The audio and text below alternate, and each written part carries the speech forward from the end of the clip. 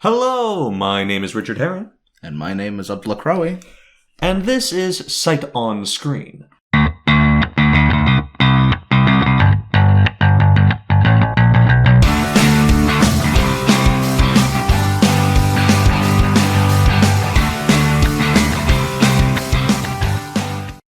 So this is a comedy/film-based podcast where we discuss a new movie every week where only one of us has before seen the film. This week I'm the lucky one. This one was my choice, something I'd seen before, something you hadn't. No, and it's one that's been on my list for a really long time. I just never really got around to watching it. Yeah. I knew almost nothing about it, only the fact that our boy Daniel Craig was in it. Yeah, and it was one of his really early movies coming off. This is the one before Casino Royale. This is the one that got him the gig.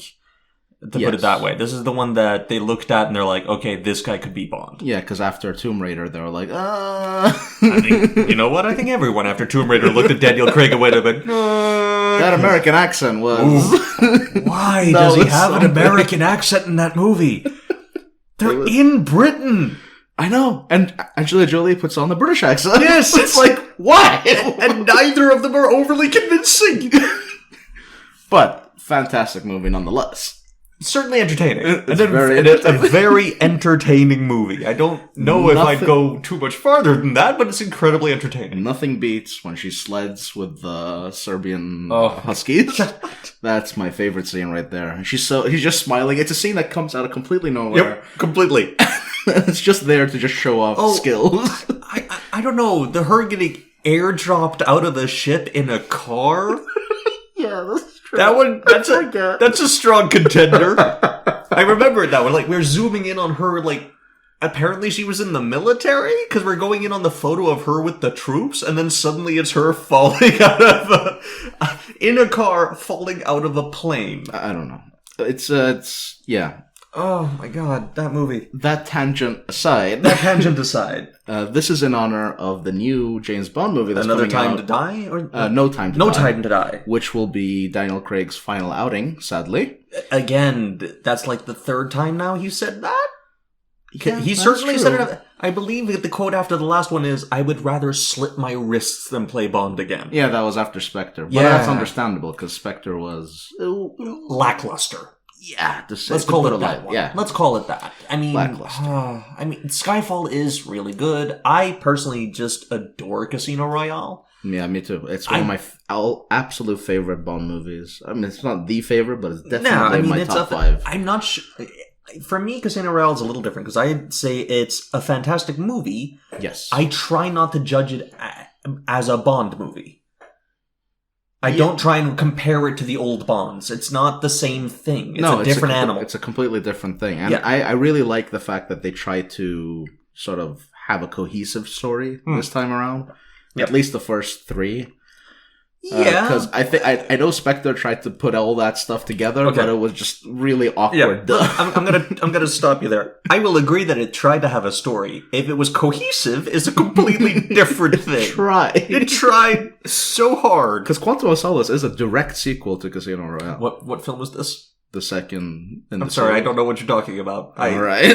My brain literally just watched that movie and immediately went, "This is information I don't need." Water. Oh god. He's gonna sell water. I remember so little of that movie. I think the only part... There's exactly one scene that stands out to me in that, and that was such a clear scene where people had complained that James Bond was a bit too chunky in Casino Royale, so now he'd slimmed down a bit, and now it's like all six-packy and such. Okay. He's with that, doesn't he bang not a secretary, but like an assistant to the embassy or something? I don't remember much of the movie either, to be perfectly honest. It's all kind of coming back to me in a haze now.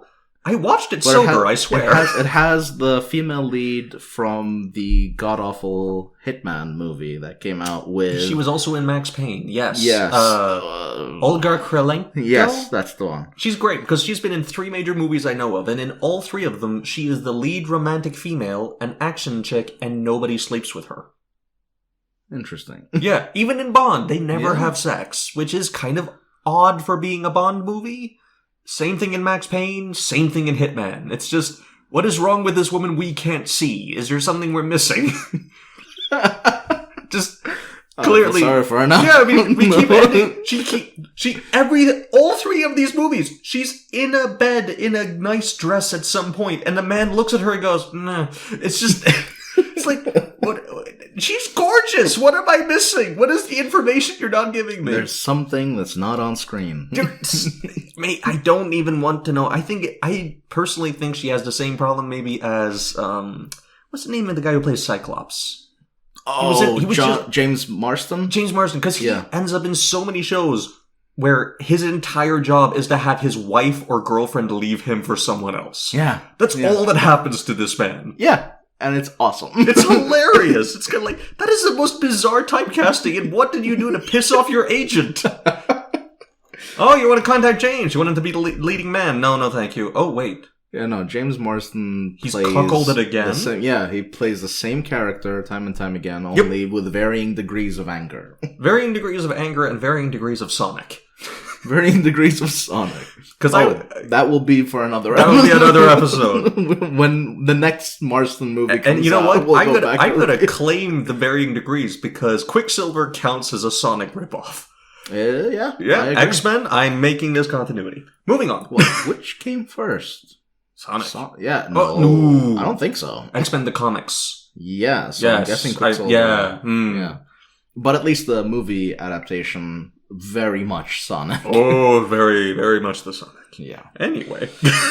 Anyway, again, tangents aside. You need to stop saying this, because this is going to get tangenty and aside. If you we don't have time for this. If you just keep saying tangents aside, we're going to build a small castle of tangents. I'm okay with that. We're going to construct something out here, like a modern sculpture of just tangents. Yeah, that'll be great. Oh, God. It would look wonderful. I'm sure it would. It will look like a layer cake. Yes. Oh, very, very smooth. So, to actually get a little bit on track here, let's give the basic... do I want to call it the plot? The plot is... Okay, here... here's the thing. In film parlance, there are two things. There's plot and then there's narrative. Narrative is what happens in terms of a person does this and a person does that. Plot is how you make it into the movie. Sure. It's how, when you're cutting between different stories or you have different timelines and all that stuff. That's plot. Sure. Narrative-wise, we have Daniel Craig, who is a drug dealer.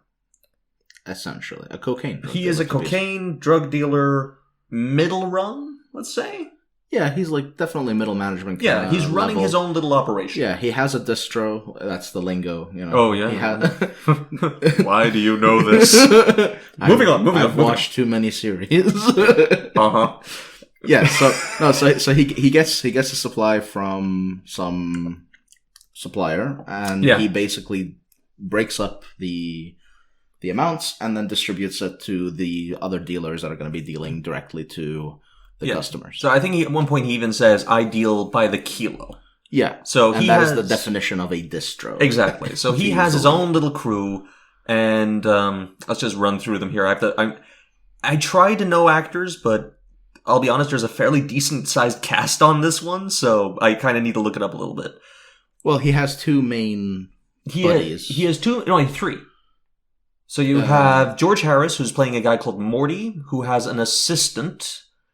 What is it?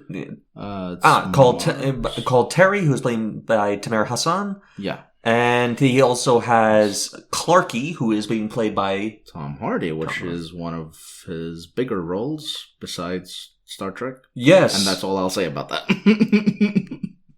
We know Tom Hardy. Well, he's not done anything big. I mean... not past Star Trek. But yes. But you can definitely, when you watch the movie and you see Tom Hardy in the role, you can start seeing typical Tom Hardy attitude. Oh yeah, I mean, this is kind of right in the beginning of Tom Hardy making it as a actor's actor. Yeah. Not just a pretty boy actor, because he did Star Trek before. Yes. Nemesis. That's the one. And I think this is right around also the same time, a little bit later he did Rock and Rolla. He's in other parts here and there in like series and films around this time. Yeah, and then he got his big break in, I believe, Bronson first. Yeah, Bronson at least where he established himself as an actor. Yeah, and he was fantastic. Fantastic in Bronson, no doubt. I'm pretty sure Child 44, which is also with Daniel Craig. Yeah, that's right. Yeah, that came after. I don't know. I'm not sure if that or Warrior came first, but then after that is when he got his role in Batman Dark Knight Rises. Yeah, I'm trying to kind of put my finger on where was his breakout in terms of like blockbuster stuff. Where did he stop being an indie actor almost and move into that territory? Or at least like not AAA movies, or like not the blockbuster, but more. I don't know. Second, because he kind of made that transition quite slowly, mainly because he's in stuff like this, which is kind of the nice middle ground. Because, I mean, this is not a big budget film, but it did see a wide release. It had a really solid kind of British fan base. And I'm pretty sure it did really well. Let's take a lookie. Whoa, actually. Yeah, not bad. Yeah, I mean, considering what it cost to make, that's not a bad return on investment. It cost, they say, about £4 million. Yeah, about £4 million to make and earned in about 10. Yeah. To put it that way. And it was, again, it's one of these kind of like, it's a mid-level genre flick that sees a good release and then has a very solid home video return. Mm-hmm. This is very much one of those films. Yeah, it's one of those that become like a cult classic kind of situation. So he is a drug dealer who, I don't want to really get into it too much because it is very intensely, densely storied. I mean, there's so many little things going on. Yeah, and I think the name sort of fits the movie pretty well, and the fact that the movie starts out with a very simple outer layer, the shell, and then you get into it, and then things start happening as you slowly drift with it into the core of the movie. So and the plot sort of twists and turns quite often. Yeah, so I mean, generally speaking, it is a drug deal gone bad kind of situation, but there's a lot of added elements to that. Mm-hmm. Michael Gambon makes an appearance as kind of a upper echelon criminal, let's call it that. He is high class, big money. Yeah, he's like your typical upper class asshole kind of. Oh yeah, no, he is a country club asshole in this. Country club owning kind of guy. Yeah, no, very much that. Well, no, this is the thing. He has a lifetime membership to the country club. Oh no, sorry, no, I'm talking about that. Yeah, no, Michael Gambon owns the company club. Yeah. Jimmy Price, who's being played by Kenneth Cranham, he is the lifetime member kind of guy. Yeah. And he's the link in the chain above Daniel Craig's character. Yeah, so he's basically the supplier. He's the supplier, and he's being assisted by Cole Meany, who I love and everything. Cole Meany, I think he started off on Star Trek Next Generation, and he's been in he's played a really great side character in just a lot of Star Trek in this movie. A lot of Star Trek in this movie. But then again, you could say that about any movie, because Star Trek has so many people. So many people. I mean, there's a Star Trek thing with Samurai Cop. There is always a Star Trek cast member. Really? Yes. No. Yes. Oh my god. There is a lady. There is a lady in Star Trek Next Generation who also had a starring role in Samurai Cop. Please tell me she's the nurse. Yes. Oh god. Yes. Oh no, not the nurse. She's the one who pretends to be a nurse. She is the the redheaded chick. Oh, with when Robert Zadar is in the Zadar's girlfriend. Yeah, okay. She was on Next Generation as like an engineer in the background or something. That's my favorite scene. Him coming out of that little bin. This humongous guy. Robert Zadar's chin couldn't fit into that damn thing. He was so bizarre looking. I mean, I love him, but the samurai sword and everything. It was great. Oh, yeah. Again, tangent aside. Yeah, we're building the foundation well. Excellent. We'll be putting the cement down next week. So it's back on track. So yeah. And it generally speaking, it's a very Guy Ritchie-esque crime thriller. We're all over the shop. There's lots of little side stories. Characters are moving in and out of their relationships. And trying to get deeper into the story would require, a flowchart, mindscape, diagram, hologram situation as you try and walk through it. Or you could just watch the goddamn movie. Yeah, I mean, if it's not obvious by now, we definitely recommend Oh, yeah, watching this completely. movie Love this because movie. it's a great movie. I own this jacket from this movie. I love it so much. Yeah, and it's right there in front of me. Yep. Gorgeous. Yeah, so let's talk a little bit about the director, Mathew Vaughn, I believe his name is, who was a producer for a lot of Guy Ritchie's movies. Well, here's the thing. Guy Ritchie and Mathew Vaughn really did just start off as a little amateur duo who were writing and planning out films they couldn't make. And they managed to pretty much borrow money directly from almost like a film insurance guy. The guy who would look at a film and tell you how much you had to insure it for in case something happened. Okay. Well, like the banker of the film world, pretty much. One of these guys. Interesting. They took him and they showed up and they said, we want this much money to make this film. And he looked at it and they went, you can't do it. You cannot make this movie for this little money. It isn't possible. They took him out for a drink and pretty much just fed him drinks for a night and convinced him over time that yes, they could. And that film became Lock, Stock, and Two Smoking Barrels. Oh. Those two worked as a double team. Guy Ritchie was the director, quote unquote. Kind of in the same way John Wick was directed by two guys, but only one guy's credited. Okay. Both of whom are stunt coordinators. Both guys were stunt coordinators, and then, I mean, one of them is, you can actually see him in The Matrix. Yeah. But yeah, no, so they both kind of co-directed stuff, even though Guy Ritchie took the main brunt of it, and then they separated, and Mathew Vaughn went off to make this movie, and after that he's made Kick-Ass, he's made Kingsman, very much that same kind of dynamic. Yeah, the fast-paced, high-octane kind of action. Yeah, and the attention... what do you call? Attention to detail, almost, I'd call it. But I mean, it's very filmic. It's very cinematic. Yeah, it's very cinematic. And, a lot of quick cuts, really awesome edits and transitions. Oh, yeah. In and out. This movie... You can really see him develop that style in this movie. But it's confident here. Yeah, it's very confident. Again, and I'm guessing because they had that thing going on where it's like, technically speaking, it's his directorial debut, but not really because he's been working on the Guy Ritchie films. Yeah, so he had a lot of experience from those movies. Exactly. And that definitely shows. Oh, yeah. And I have to say, I prefer this film to both the Kick-Ass movies and the Kingsman movies. And I would agree. I think... As much as I enjoy the first Kick-Ass movie, yep, I actually haven't seen the second one. Worth a watch, I'd say. And definitely didn't like the second the second Kingsman movie, but I enjoyed the first one. Yeah. But they were more like movies that you can have on in the background kind of thing. Where but this actually has a very intriguing storyline that really because it's based off a book. It's based off a book called Layer Cake by J.J. Connolly, who also adapted it for the screenplay. Oh, okay, well then that's good. Yeah, no, I always prefer when the author adapts the screenplay because then things don't get lost in translation as much. Correctly, the guy who wrote it can make the decisions about what's important to bring into the film version, and especially if you have a good director. With that person, then you can get a really good movie out of it because, they can sort of coordinate on how to do the visual style while also maintaining the integrity of the storyline of the book. Yeah, no, I mean, I completely agree. I mean, the thing for me is that, from my impression, almost I would say that as the films have gone on for Mathew Vaughn, he's actually kind of got a little bit worse. I would agree. Mainly, after seeing this, yes, I would agree. And I would mainly say that it's because he seems to be best when he's being challenged with a budget.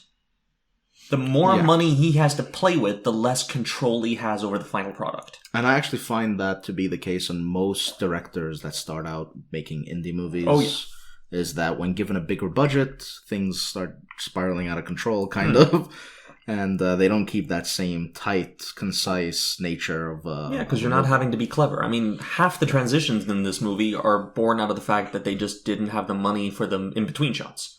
They just had to figure out how to keep things dynamic and cinematic while only having a small range of locations and available resources. Mm-hmm. So when we're talking about transitions and such, I mean, we're not talking about big dramatic anything so much as just very slick, clever uses of camera movement and cuts. Yeah, like juxtaposing two similar scenes next to each other. The match cutting is just so like tracking someone walking. Yep. or when zooming into someone's eyes and then zooming out again kind of situation, or or like opening a door and then you're in another location kind of situation. Exactly. I mean, the best ones, the one that really did stand out for me when I first watched it, and I still react to it when I saw it now, is that there is a pull in really close on Daniel Craig's eyes. Yeah, and this is a really intense scene. He's preparing to do something. Yeah. At which point, there is no cut. It is a crossfade, which means that it doesn't look almost like the scene has changed, except for a change in the lighting. Yeah. And when we pull out again, he's now at the location where he's going to do the thing. And also kudos to Daniel Craig, who kept a very similar intense look throughout both transitions. Let's get on to that. Now, we've talked about Mathew Vaughn. We kind of know where he's at. I love Daniel Craig in this. Yeah. This is probably adore his performance in this. Yeah, this is one of his best performances. As someone who hasn't seen the movie before, I think this is probably one of his better performances. I really like him in Casino Royale. Agreed. Especially Casino Royale. Yep. But I think this, I think this tops it. Yeah, I mean, the thing for me is that Daniel Craig, unfortunately, has got to the point where he isn't human in terms of his performances anymore. No, that's true. That's true. He's like a superhero. You're absolutely right. Yeah. He's never phased. He's never having a bad day. He doesn't react very emotionally to anything because he's this superhuman super spy. Yeah. And that was so human here. That was sort of the thing that got lost for me with the newer James Bond movies that came after Casino Royale. Because Casino Royale, if you remember, it was very much, this is an untrained, he isn't really 007. It's an origin story. Yeah, it's an origin story in a sense. Yep. And you can really see him, struggling. You can see him make mistakes. And to a degree, but they have some really severe consequences. They do have severe consequences. And, he actually shows some range by reacting to these consequences, which he sort of lacks in the newer ones. Oh, but just so much. Like Inspector with Lea Seydoux when she tells him, I love you. And then all of a sudden he's just like, he becomes Superman. Oh my god, it's just, no. But yeah, so in this movie, very much it's Casino Royale performance, but more so. Even more so, which is why I think I prefer this, because here you really get a sense of his vulnerability. Oh yeah. And how much it takes for him to perform certain feats and acts. Yes, and the thing I will also say is that it might have a little bit to do with the film itself, because there are so many close-ups, pull-ins, long shots of Craig reacting to things. He is the best tool in the film in terms of conveying information to the audience and story. Yeah, he is supposed to be a stand-in for the audience. You're supposed to see the world through his eyes. And they trust him to carry that all the way through. There's so many moments where we're just getting him filling the screen and those intense blue eyes and his reactions. Yeah, those piercing blue eyes they're really so help. blue! They're so blue. And they really stand out in some of the scenery. And that's also probably thanks to some color correction that they did, which was really good, because it makes it, you really get that. It's not too much, but there's definitely a little.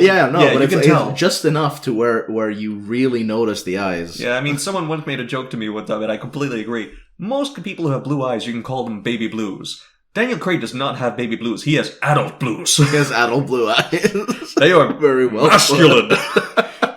They are frighteningly intense. Yeah. Very well put. Oh, but he is, again, just so good in this. Mainly because he is not infallible. Yeah. He fucks up. He makes mistakes. He has terrible moments of, self-reflection and grief and, comedic bullshit that he fucks up. Yeah. And it's so great to kind of just watch him play that out, trying to be this smooth operator. Yeah, and that's sort of the thing. It's like he sees himself as this, really slick gangster, but in reality, he's pretty much a newbie. Yeah, he really is. He's not. Someone in the film says it. Stick to your sums. He is an accountant. He's even called a broker at one point as a joke. When he's meeting with his two friends in the club, they're like, oh no, our broker has arrived. That's true. That's who this guy is. He is an accountant who is trying to play, gangster overlord for a bit. And he keeps screwing it up. And then you cut to these old-timers who've done prison time who are just kind of like, you idiot! George Harris and Cole Meany are just the best parts of this movie.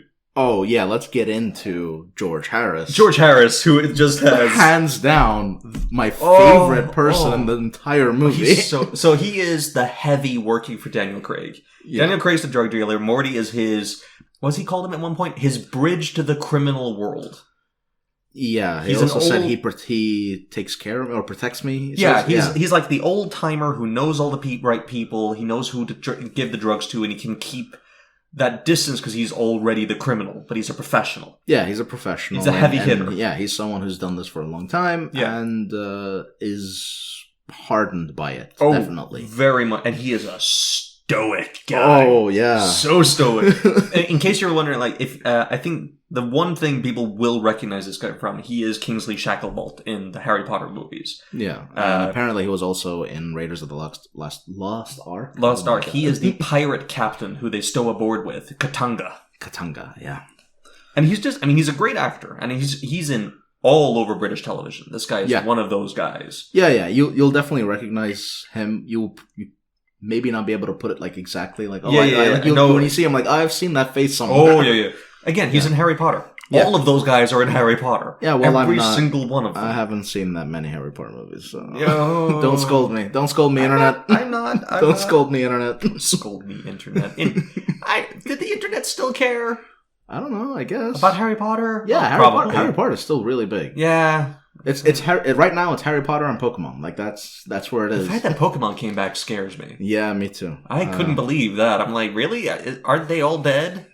All 150? There's how many now? It's just like 800 or something. I don't know. It was a whole thing. I don't even want to know.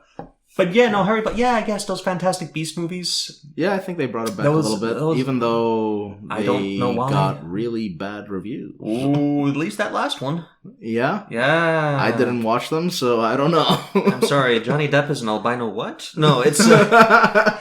Johnny Depp now, in all the recent movies, is just a meme of himself. Yeah, like he revels in the meme of Johnny Depp. I keep waiting for him to come back and actually act. I want him to do a Nicolas Cage. Because Nicolas Cage half the time is playing just a meme of himself, and sometimes you get a Nicolas Cage acting performance. Yeah, like Mandy. Mandy, is it Mandy? I mean, just like, wait, Nicolas Cage is a great actor. I forgot that. Yeah, he's won awards. He's an Oscar winner. I mean, Raising Arizona. I remember now. He's a really good actor. Yeah, and not the crazy guy from Face Off. Oh, even though I adore that movie. Yeah, no, I adore it so much. It's a guilty pleasure of mine. I love it. It's a great movie. It's John Woo, man. John Woo, gotta love it. He's been exiled from Hollywood.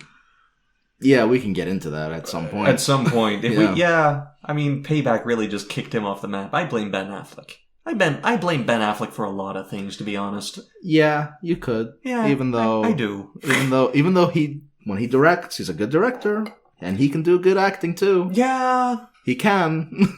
Doesn't happen often, but he can. Yes. Kind of like Nicolas Cage. Doesn't happen that often, but he can. Yeah, GG. Moving on.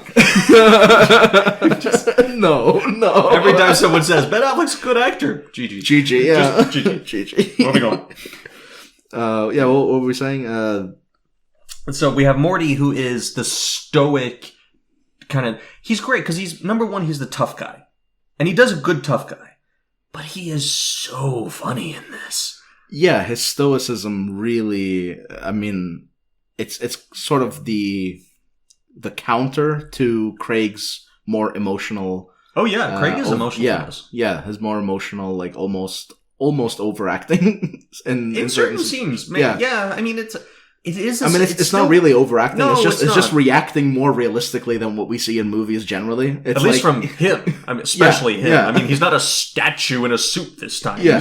He's an actual human being. Yeah, he's a guy. Yeah. But to contrast that, you have George Harris as Morty, who just sitting there and be like, I don't like this. No, I'm not happy about this. No. It's even similar to that. We're in a diner. And Daniel Craig is trying to talk this guy like, no, it's fine. We gotta have control.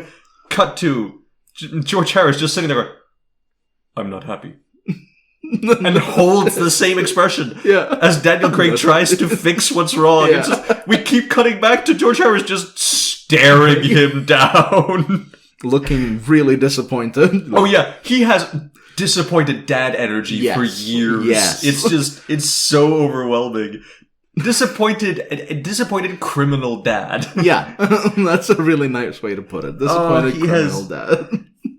He brings such a great energy to it. I mean, he's not even in the film that much. He kind of disappears for a section, and then he comes back. Yeah. But he's in it in a good. Oh yeah, he's probably the second most. Well, it's him and what's his name? Cole Meany. Yeah, Cole Meany's the. I'd say Cole Meany has more screen time. Cole Meany is kind of more of the second. Billing here, because you have Daniel Craig and then you have Cole Meany. Cole Meany is. How to put this? He is the next level up from Morty. He is the same job position, but working for a more important figure. He's working for the Jimmy Price character. Yeah. And he is... Cole Meany, again, he's one of those guys who keeps showing up places. He's in Next Generation. He's in... speaking of Nicolas Cage, he's in Con Air.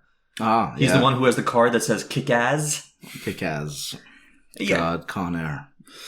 Oof. Let's not. That's not just a tangent. That is an entire structure. That is maybe a week's worth of content. Oh, just possibly. But Cole Meany's great. I mean, and he also carries this wonderful kind of stoic and yet funny energy.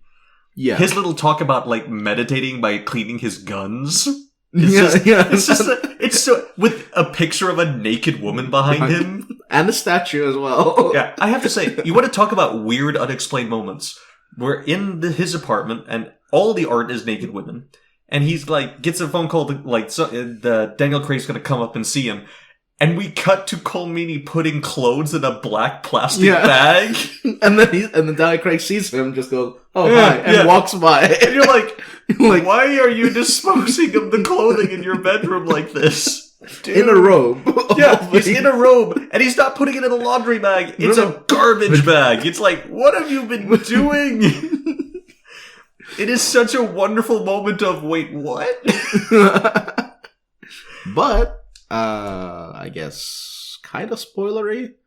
Well, I can say at least it ties back to what we learn in the end. Okay. Oh, yeah, no, he has the guns. Yeah, I mean, I don't think that's a spoiler. He's a hitman. He's not a hitman, but he's like he's a fixer. He's a fixer. Yeah. He's one of these guys. He's got an assistant who has an amazing handlebar mustache. Yeah, that mustache is amazing. Who is equally as stoic. Oh, he doesn't speak. He has not a single line of dialogue in this entire movie. He doesn't have a huge role in the movie, but that little role that he does have, it's hilarious. It's so great, and that's what's so great about this movie. It kind of has that blend where it blends the more serious and even violent aspects of the movie, and has these really nice comic relief sections, but it's not done so overtly that it pulls you out of the movie, like the kind of gripes I usually have with like modern Marvel movies. I'll be honest with you, it's the kind of gripe I usually have with Guy Ritchie movies. I think the comedy and the eccentricity of the characters is too much sometimes. Sometimes, yeah. And it gets very overbearing. Rock and roller. I mean, and this kind of it's the same kind of thing, but it pulls it back really nicely. Yeah, where it's funny, it will get you to chuckle. It will even get you to sometimes laugh, maybe a little bit out loud. But we both got a real chuckle out of Ben Whishaw.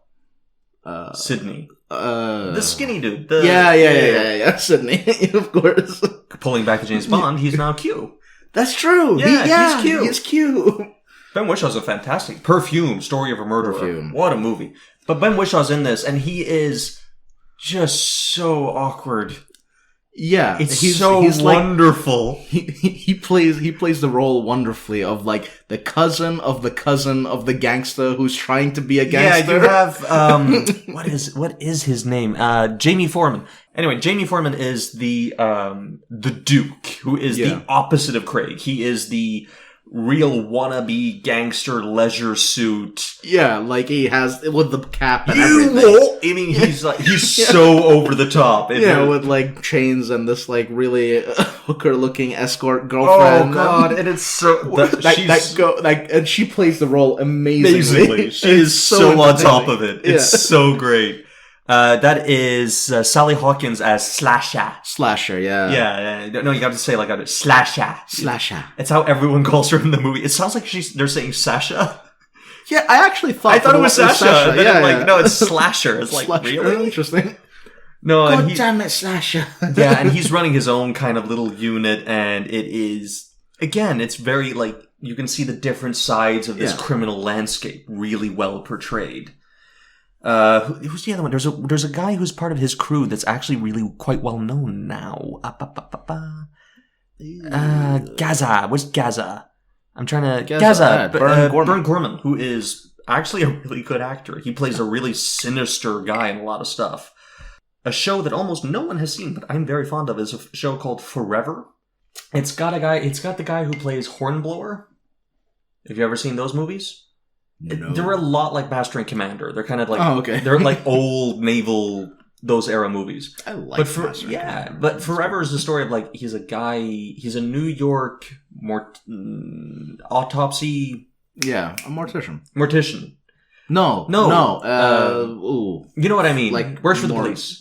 Yeah, the guy who works at the morgue, basically. Yeah, exactly. And he is actually a guy from like the 1800s or something, and he's cannot be killed type deal. I like those kind of things. All right. Yeah. Anyway, and you watch that, and then Burn Gorman shows up, pretending first to be little meek something, and then suddenly, hello, whoa, it's just like oh wow, okay, that's that. Yeah, he's like, he can go.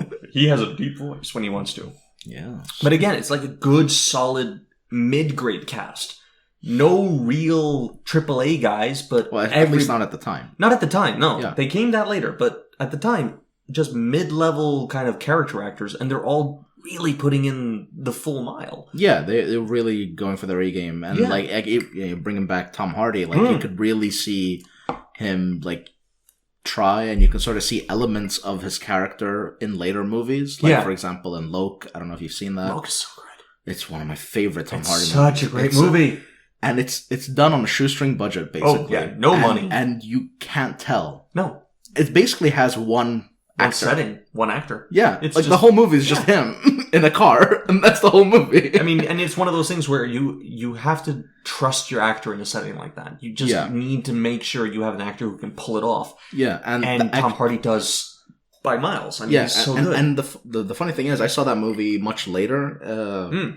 So I had already seen, obviously his Dark Knight Rises performance. I'd seen Mad Max. And it was actually right after I saw Mad Max that I saw this movie. And, so I'd known that he was a fantastic actor. Yeah. And then I saw that movie and I was blown away. His range is incredible. I was absolutely blown away. It was so well done.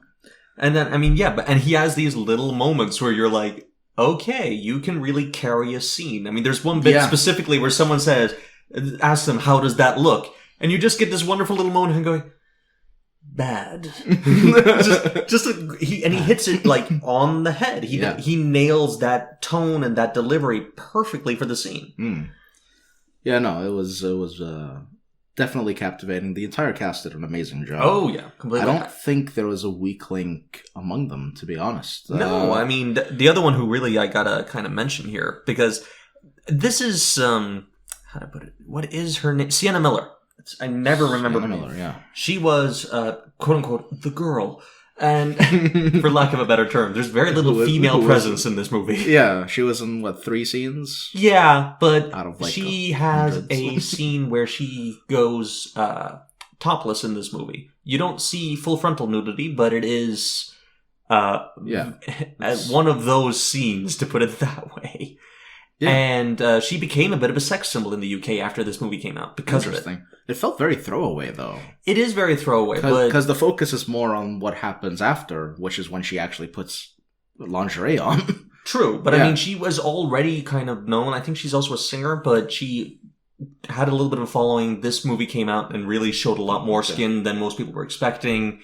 And she actually had a bit of wonderful controversy where she sued a newspaper for putting out photos of her topless on a beach in France or something like that. Interesting. Won the case, and then immediately, the press had a ban from taking photos of her. Awesome.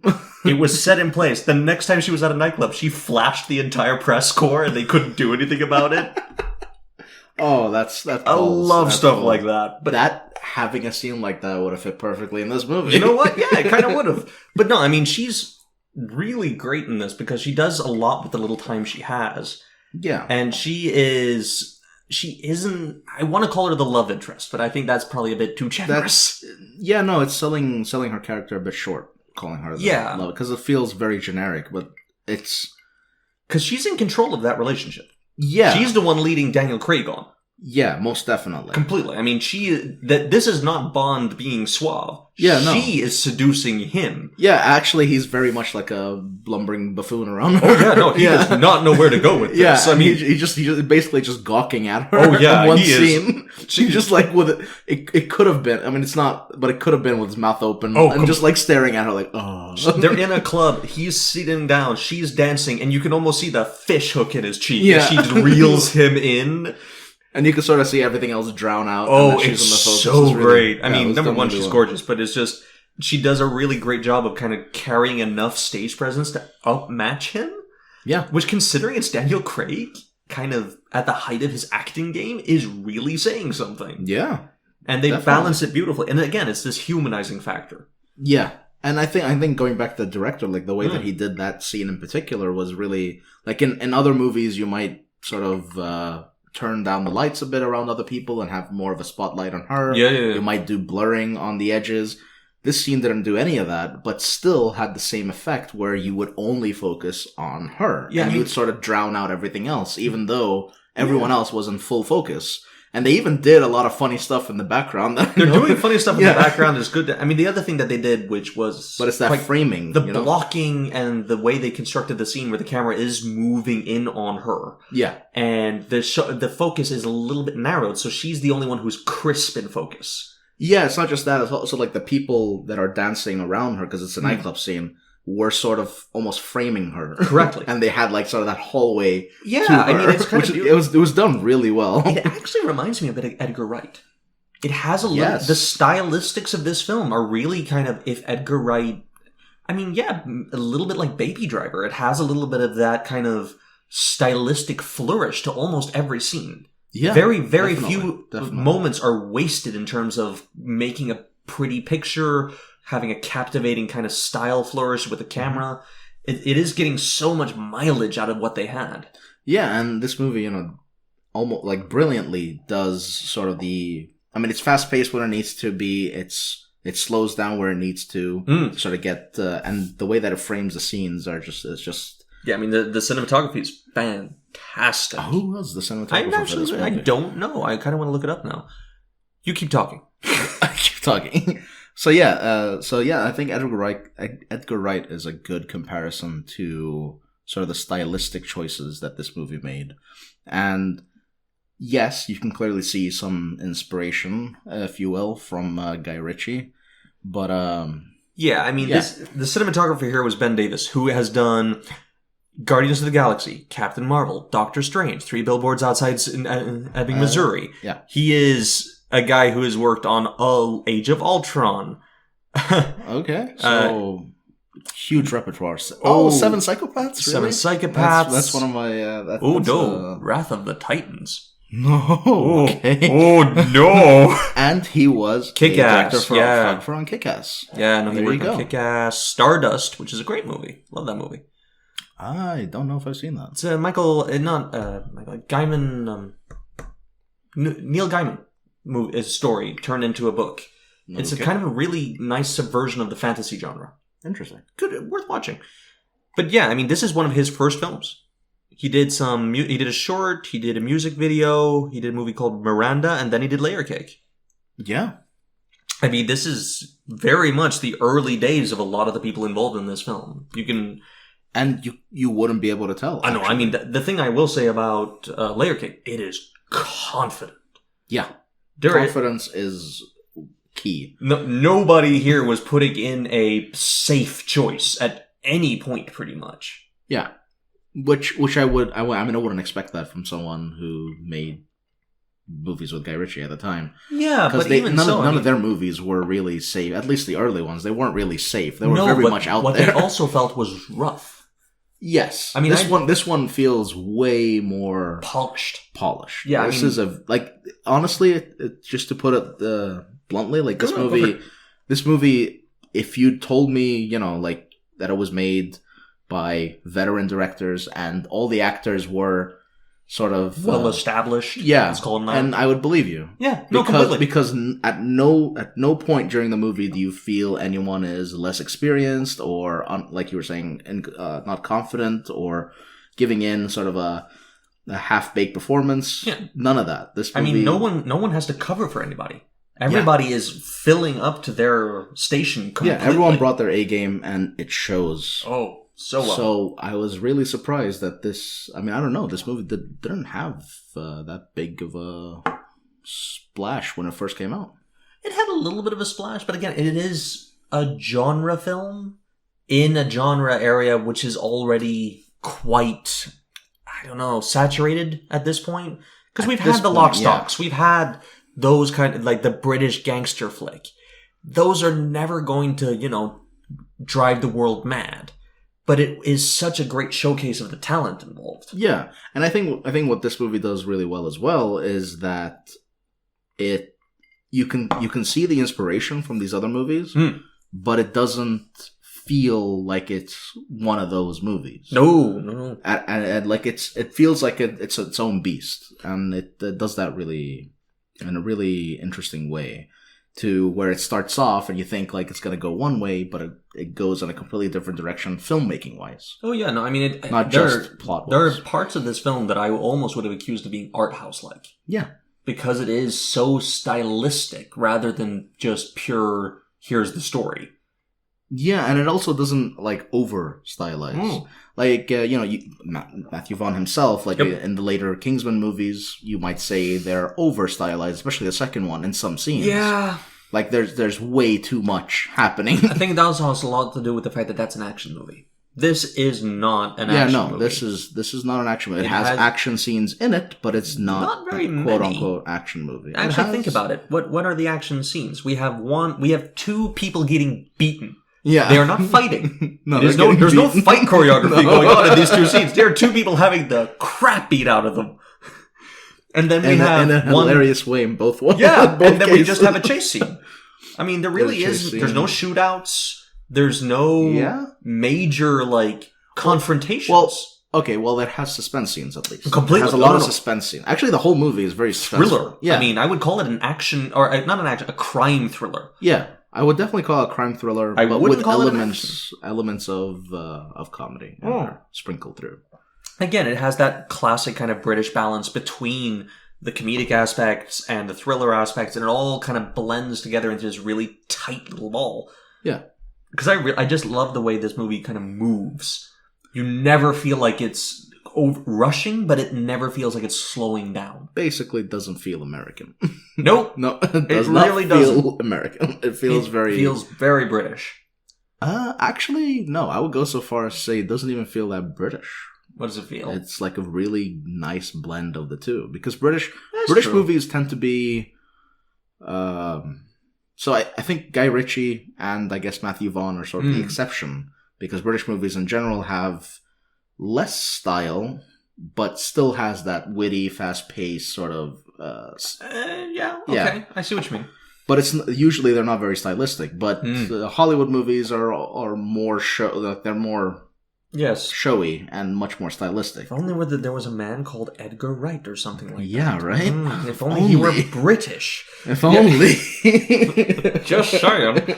No, but I mean, I do see what you mean. But I think the one thing I will give this movie, and it just kind of occurred to me, is it feels like its protagonist. Yeah, it's very grounded in that sense. Crisp and smooth, like a new breed of animal kind of taking on the reins from the old guys. Yeah. And it feels like that in how it's made. It feels like the kind of thing this guy would have made if he'd been making a movie. It's slick, it's conform. It's not perfect.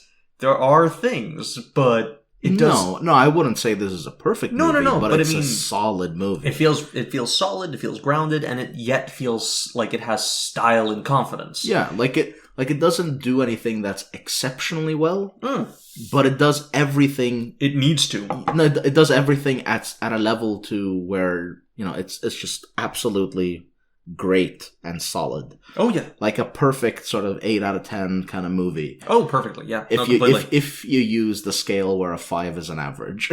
Yeah. And 10 is sort of an essential movie. Yeah, I mean, the thing is, because Like, it's a solid 8, maybe even a 9 if you're a really big fan of these kind of crime thrillers. Which I am. Yeah. No, I mean, this is my kind of movie, left, right, and center. Yeah. And the reason I love this movie so much is because it does all the genre stuff.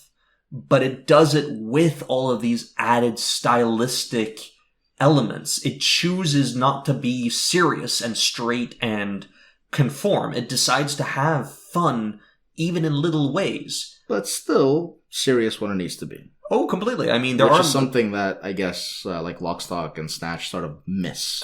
They do okay. It's just, it is a question of hit or miss. Yeah. They don't always hit those beats the way they want to. Yeah. And I would say this movie kind of just hits every single note it wants to on the song. Yeah, no, I absolutely agree. I think this, being my first time seeing this, I was pretty blown away by every aspect of the filmmaking. The acting, the directing, the cinematography. The baby blues.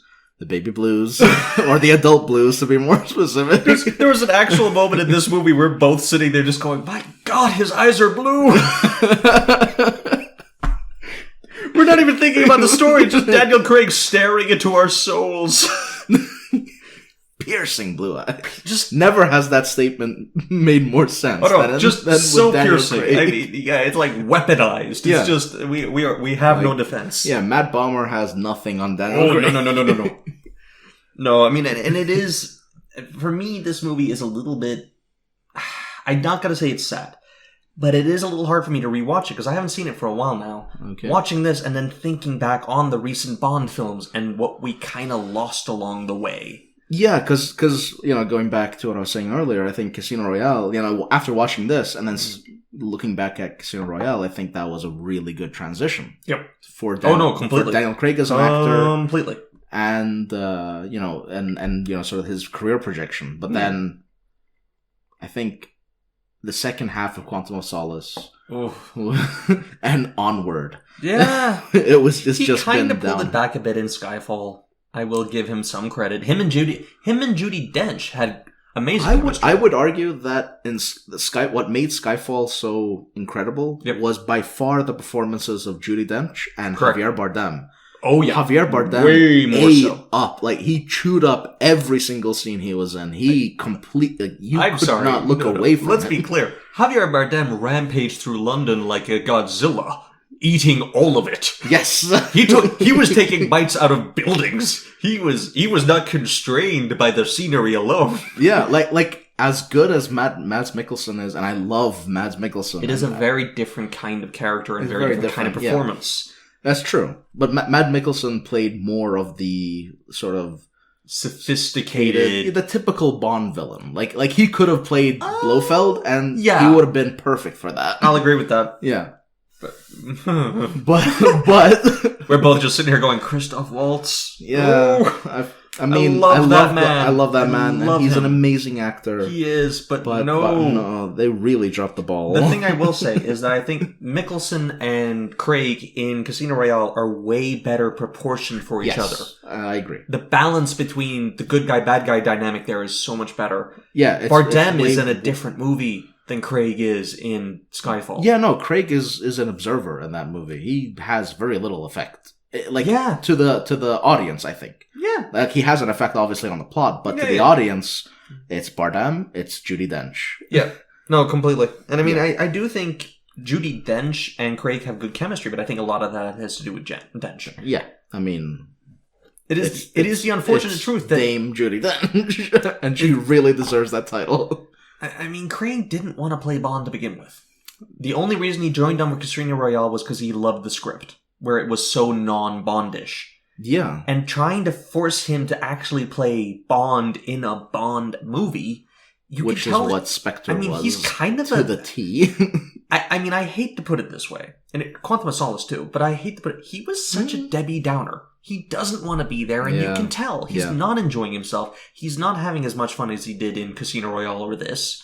Here, I mean, Casino Royale, he looks like he's having the time of his life. He is enjoying that character and playing this no more suave thing. And no more so than when he's being beaten and tortured. Oh my god. The laughing in that Ladies scene. and gentlemen, Daniel Craig in that one...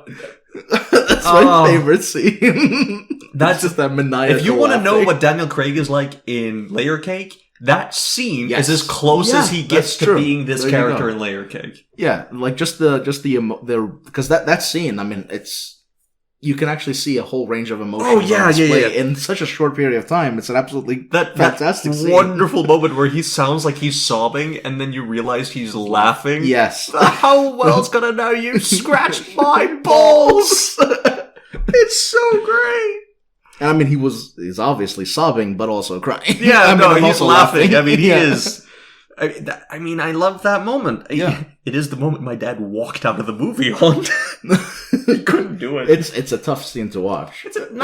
For men. It's a tough scene to watch. He didn't leave for that reason. He couldn't do it because my dad's an old Bond fan. And it was that moment where it became very clear this wasn't a Bond movie. No. It was a good movie, but it wasn't a Bond movie. I think Casino Royale is the one movie where if you didn't have Bond or 007 in the title, it could have been a solid movie. You could have called it anything. You could have called it literally anything. Yep.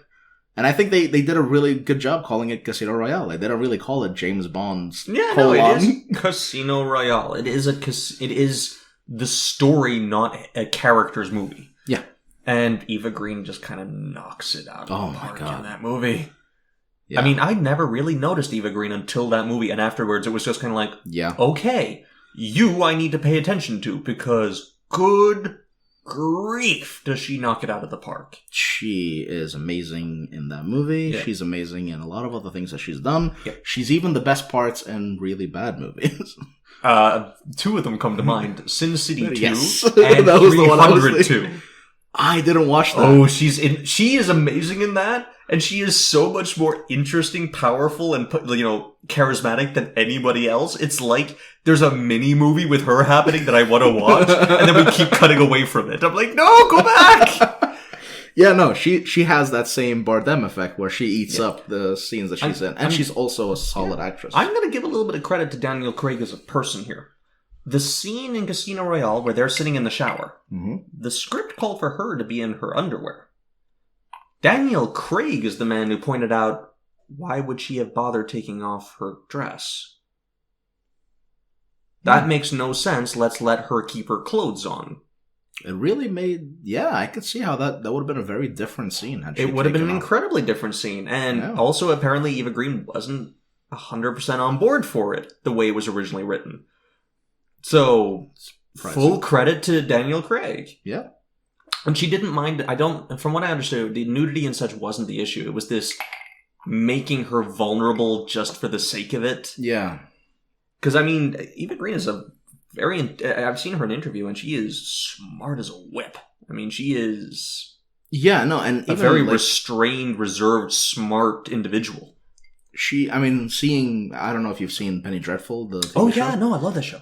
Yeah, especially the first 2 seasons. I've only watched the first season. Yeah, the first season is great. You don't need to watch the rest, to be honest. More? Yeah, there's 3 seasons. Really? I thought there was only 2. No, there's 3. Oh. Yeah, don't watch the third one. Oh. Don't do that to yourself. As a matter of fact, don't watch the second one, because the second one sort of leads into the third one. Oh, okay. Yeah. The first season is a very complete for me, story. Like Eva Green. Yeah, great. It's a good complete Timothy story. Dalton. Yes. Yes, definitely yes. A Bond. Also in a Bond. one movie. And then there's a guy whose name I can never remember. Josh Hartnett? Yes. Who I love in a film that almost no one has seen called Bunraku. I have not seen it. Ooh, we might want to put that on the list. Bunraku is... I've seen another movie of his that no one has seen, and I'm pretty sure no one has seen, because I don't think that movie made any money whatsoever. Okay, it's called I'm waiting. Two Lovers. Nope, no way. Never heard of no one has seen it. Yeah, no one has seen that movie. That movie made no money. The only thing I will tell you about the Bunraku, Ron Perlman with dreadlocks. Moving on. Oh, I think I've seen a picture of that. Oh, it's so good. Bunraku's great. Anyway. All right, we gotta watch that. Yeah, well, we'll put it... I'm sure there's a reason to watch it at some point. Yeah, in case you haven't noticed, we are going to try and tie these things into films that are happening at the time, but we'll take any excuse. We don't care. Yeah. We're not here for the moralizing. No, not really. We're both sitting here drinking rum. We don't care. We don't care. We really don't give a damn. Don't judge us. But... Tangent aside. The foundation is built. Tangent aside. Someone start a counter. We need to know how many times over the course of this show do we say the words tangent aside. Yes, and at us. At us. Yeah. Get upset with us. Do it. It's fun. Yeah. We love a heckler. No, I mean, we are trying to avoid getting too into the story because trying to get into the full back and forth of what's happening in this movie does... number one, it's too much, and number two, it's kind of not the point. Yeah, and I mean, I don't really have an aversion to like spoiling. No, but I think this movie, so much of it rides on the way the story is told, versus what the story actually is. That I don't really want to spoil it if anyone wants to watch it. Yeah, I mean, the thing is that this is. I think the easiest way I could explain how this movie kind of is as an experience is that you are watching a high-speed car race and the camera is just on the driver, who is Daniel Craig. Yeah. And we are having to watch him navigate every corner, every turn, every new twist in the miss. road, every near miss. And that's the whole part of the joy is this, number one, what's actually happening, but number two, him reacting to it. Yeah, and constantly being on the edge of your seat, wondering if it's gonna crash and burn, or if it's gonna make that turn. There's so many times this movie takes a complete turn in terms of what's about to happen, and you don't see it coming. Yeah, I mean, what a man walks through a door. Yes, and your reaction to that was like, "Wait, what?"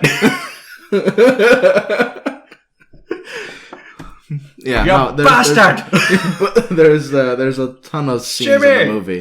Yeah, no, there's a ton of scenes in this movie that just catch you completely off guard. Oh yeah, no, and that's refreshing it's great because movies, especially recently, they're so formulaic. Yeah, that seeing something like this is really refreshing. But it isn't hard to follow. No, it's not hard to follow. Even though it tries its damnedest sometimes. I don't know if it does. I think it's doing this thing where it is actually all fairly simple when you look at it. It's just the way it's all put together. Yeah, that's what I mean. Like it's really trying to personify its name of being a layer cake, yes. but it navigates it more of in a spiral, I guess.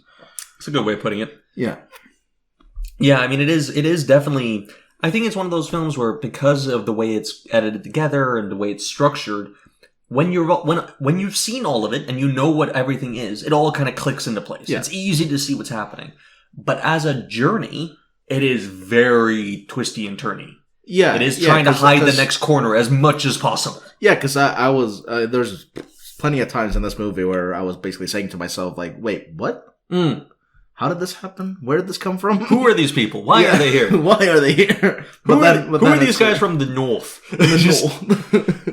Oh, man. Easy Shanks. Easy Shanks. Oh, yeah, I mean... Just like the old days, eh? Oh, boy. Yeah, fair warning, our accents are terrible. I don't know about that. I like our accents. They make me smile. He said that. You at him when this comes up. I stand defended by the fact that I have admitted my fault beforehand. All right. Well, I enjoy our accents. I get a good laugh out of it. Oh, I get a good chuckle out of them. It's sometimes very moving, especially your Scottish accent. It's quite moving. Yeah, bastard. But it's the only thing I can say properly. But it's gonna. If we ever get a Norwegian, like a movie with a Norwegian in it, then we can maybe do it. Yeah. At some point in the future, we might do a Mission Impossible movie with Christopher Jonah in it, and then we'll do a good impersonation. Yeah, or the guy who plays Tormund in Game of Thrones. Oh, Hivju. Yeah, Hivju or something. He's in something new coming out soon. Next season of The Witcher. He's been cast. Still need to watch that show. It's a good show. I know, you really keep telling me that, but I want to punch that bard in the face. Moving on. And you will have that feeling throughout the whole show. I've only got to episode 2, and then it ended on his song number where Toss I'm a like, coin to your this, witch. this does not sound like a bard. This sounds like a badly produced bluegrass record. Pretty I much, want to punch this man. No, and it's so contrasted because the show's music and the music in the video games that it's based on, they're so, traditional, and it's so solid, spot on. Yeah, very orchestral, very solid, and then suddenly, my valley of plenty, and I'm like, I want to punch you in the face. No one sang that way. No, this is not. This is also weird. And also him like playing guitar stylings, and I'm like, this is not. What are you doing? You're walking next to a horse. Why do you sound like you're being produced? But it's Shut great. up, you little man. It's absolutely great. You little bastard. I'm gonna hurt you. I love that show because throughout the entire show, you're confused. Very much. Oh, so confused. Actually, like 10 times worse than this movie. Oh, yeah, way worse. Yeah. Because, things happen in like different time periods and all that stuff, and no one really changes their appearance throughout the whole time, which is kind of off-putting. So bizarre. Because it's like, how many years have passed now? I have to be honest though, there is one great disappointment to me. We have this show. It is The Witcher. There are multiple timelines. I want to see Henry Cavill with a beautiful beard. Yes. I hope that's give happening me next a season. big white beard on the wolf. Come on. I hope that's happening next season. I've never... Bearded Witcher. No, we've seen him with facial hair. He has a beard in Superman. Yes, and that was my favorite scene in the movie. He has a gorgeous beard, before they ruined that movie. Anyway.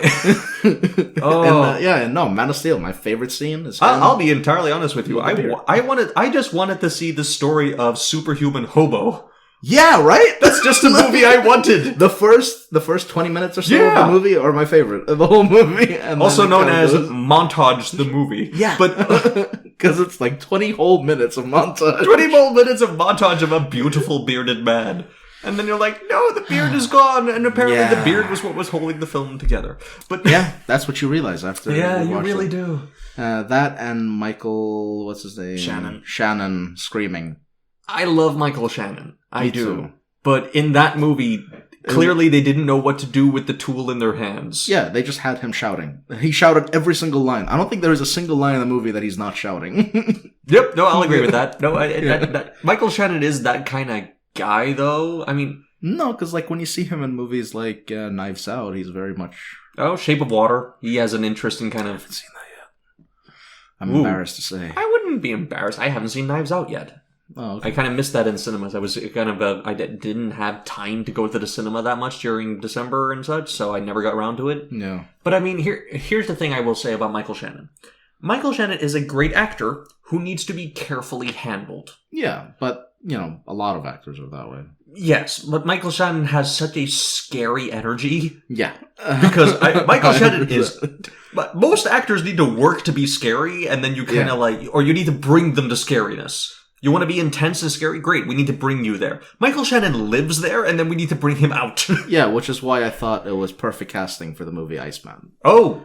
Yeah. Yes. Because it's like, yes. I'm not entirely sure that's acting. That's just Michael Shannon being filmed in his free time. It's like, sir... With his hair being slicked back. Sir, are terrifying. It's like, oh, no. But another tangent aside. We're way past foundation right now. Oh yeah, we are well on our way building this. Let's be entirely clear, folks. We're not building a house. We are building a skyscraper. Yep, and we are pretty much reaching the 20th floor at this point. No, we're not. That will come, but we're not there yet. We've made a very nice lobby though. Oh, That's a great logo. Tangent aside. Tangent aside. Finest dining in Narrative Town. Welcome to the Blue Room. Welcome to the Blue Room. It's where we put Man of Steel. Yes, that was what I was thinking. Oh, and right next to it is the bathroom, also known as the Yellow Room, and that's Oh Brother, Where Art Thou? That's for another time. It is for another time. Because we have to rewatch that movie. We do. I haven't seen it in so many years. Yes, same here, and it's probably one of the best movies. I suspect it's going to be a little bit like... It's Coen Brothers for those. Yeah, it is Coen Brothers. And I suspect it's going to be a little bit like Layer Cake for me, where it's watching an actor and remembering why I liked them to begin with. Yeah. Because watching modern George Clooney, he is very charming. But I mean, that's always that's been kind of what he is, though. There isn't much more. He's always nowadays he's just charming George Clooney, and he's not doing anything else. In Oh Brother, Where Art Thou? He is playing a human character. He is actually acting. Yeah, it's really nice to see, and that's Daniel Craig in this in a nutshell. Yeah, that's Daniel Craig in this completely. Yes, which is again incredibly refreshing. Yeah, I mean, I love the stylistics. I like seeing all the other stuff going on, but Daniel Craig in this movie, it's just so nice. Who cares? It was just pointed out to me that we've been recording for at least an hour and 10 minutes, and I don't care. Yeah, this is going to require some editing. No, it's not. Anyway. No one's going to want to listen to us for more than an hour. There are shows like this that go at least an hour and a half. We are safe. All right, sure. But we probably should start wrapping it up. Yeah. So, generally, yeah, we recommend it. Definitely. For me, on a scale of 1 to 10, where 5 is average, this is a solid 8, bordering on a 9 for me. For me, it's a straight up 9. I love this movie. Because I think this is like, yeah, this is by far my favorite Daniel Craig performance. Yep. Only seconded by, from what I've seen at least, only seconded by Casino Royale. I prefer this to Casino Royale, but I know exactly where you're coming from. I mean, this for me falls into exactly the same category as John Wick. It is a genre film that is doing what it needs to do so well that it elevates the entire movie. Yeah. This is British gangster cleverness elevated to a point of just pure polish, and I adore it for that. Yeah, and I think the only reason why sort of Casino Royale is ever so slightly above is just that interplay between Mads Mikkelsen and Craig, which is done superbly. And Eva Green. And Eva Green, of course. I will say that they actually had chemistry, unlike Lea Seydoux and Spectre. No, Monica Bellucci. Anyway, Monica Bellucci. Monica Bellucci. Dead meat walking. I almost forgot about that. I remember watching that movie and going, "Hey, look, an age-appropriate Bond girl. How lovely! Oh, she's dead. Moving on. Oh, this one looks 19. How lovely." Oh no. Yeah, that's also a thing. Casino Royale, you actually had Bond young enough that he could be with the hot younger woman, but Chloe Seven, how do you pronounce her name? Sevigny? Yeah, I think Chloe Sevigny looks younger in Spectre than Eva Green does in Casino Royale. Yeah. And Daniel Craig looks like he's aged 100 years. He still looks great, but he looks so... Oh, no, wait, you're mixing. It's Lea Seydoux. Lea Seydoux. Yeah. Yeah, because you got me confused there for a second, because Chloe Sevigny is not in Spectre. She's not in a Bond movie. Oh, yeah, no. I don't know why I thought it was her, but anyway, yeah. No, probably because I never remember Lea Seydoux exists. But... Nothing against her. Nothing against her, really. Truly. Great actress. She's a great actress, but she is one of these actresses who's just never into films I particularly care about too much. Yeah. She doesn't pop up a lot for me. What's she in that I would like? I think she was in a Mission Impossible as well. I'm not entirely certain. I'm not entirely sure I care. Yeah. You see my point? Yeah. But yeah, no. I mean, Layer Cake, please watch it. Just do yourself a favor. If you like Casino Royale, if you like Guy Ritchie movies. Yeah, if you like Snatch, Lock, Stock, and Two Smoking Barrels, and Rock and Rolla, those kind of movies. This is a little different. Or even if those movies felt a little much for you, then this will fit right in. Like if you're a fan of crime thrillers and want a little bit of pizzazz in them, and by God, I didn't think I was ever going to use the word pizzazz, but here we go. Oh, here we go. Yeah, watch this movie. We're gonna call that's the restaurant in Tangent Aside. It's Pizzazz. It's Pizzazz. Adjacent to the Yellow Room. That'll be the name of the band who plays in Pizzazz. It's Adjacent. Yeah, we're making math jokes.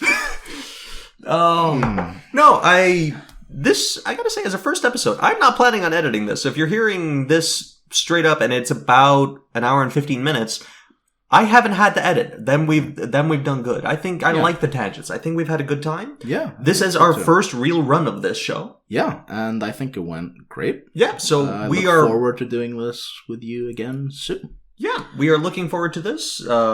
We are hopefully not going to leave you like Sienna Miller leaves Daniel Craig. Wow. Those two interplays are so great. Yeah. But yeah, no, great time. Thank you for listening. And we will be back next week. Yeah, then we'll try to make this a weekly thing. If you want to try to get in touch with us, I guess you could try to email us. Well, we haven't really set all that stuff up yet. Nope. We will be it'll be either in the description below, or we will be adding a small audio segment at the end here, just as an update. I'll take care of that. But worst case scenario, just try to search up Sight on Screen. Sight on Screen. We've had a great time. We hope you've had a great time. Absolutely. And as the low-budget Blues Brothers that we are, we will be... oh, I got it in there. Yeah. Discount Blues Brothers. Oh, man, if you see a picture, you'll know what we mean. Yeah. But we were also described as Timon and Pumbaa, which is just so lovely. Of course, I was Timon. Moving on. Hey. I don't think that's a... No, that's nobody wins in this scenario. Being Pumbaa is not worse than being Timon. I am the jolly... Pig? Boar? Boar. Yeah. Boar. Wild boar. I'm wild, definitely. Yeah, I'm ooze wild. Oh, you're a beast. Oh, who's in that? Ray Winstone. Oh, God. Moving on. Another Sexy tangent. beast. Have we reached the 20th floor yet? Yo, now we're on the 20th floor. We're looking out the window, deciding if we're gonna jump. So it was nice With having piercing blue eyes. Brought it all back. Brought it back, baby. We've had a great time. We will see you next week. And have a great day. Yeah. Catch you on the flip side.